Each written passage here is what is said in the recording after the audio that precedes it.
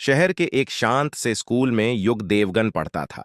वह पढ़ाई में अच्छा था, लेकिन उससे भी ज्यादा उसे किताबें लिखना और सपने देखना पसंद था।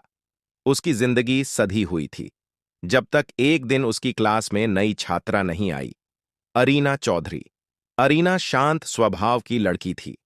उसकी आंखों में आत्मविश्वास था और चेहरे पर सादगी। वह ज्यादा बोलती नहीं थी, लेकिन जब बोलती तो लोग ध्यान से सुनते। युग ने पहली बार उसे स्कूल की लाइब्रेरी में देखा, जहां वह खिड़की के पास बैठकर एक डायरी में कुछ लिख रही थी। धीरे धीरे दोनों की मुलाकातें होने लगीं। कभी किताबों पर बात होती, कभी सपनों पर। युग अपने विचारों को शब्दों में ढालना चाहता था, और अरीना उन शब्दों को समझने वाली इंसान थी। अरीना को पेंटिंग का शौक था, और युग उसकी बनाई तस्वीरों में छिपे जज्बात पढ़ सकता था। दोनों ने एक दूसरे को बदलने की कोशिश नहीं की, बल्कि जैसा है वैसा ही स्वीकार किया। स्कूल के बाद वे अक्सर पेड़ की छाया में बैठकर भविष्य के बारे में बात करते।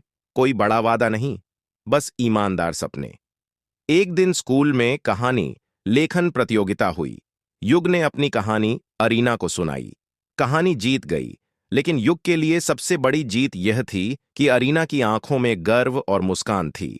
समय के साथ उन्हें समझ आ गया कि प्यार सिर्फ पास होने का नाम नहीं, बल्कि समझ, सम्मान और भरोसे का नाम है।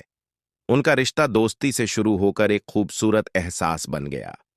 युग और अरीना जानते थे कि जिंदगी लंबी है, रास्ते अलग भी हो सकते हैं, लेकिन यह कहानी हमेशा उनके दिल में रहेगी।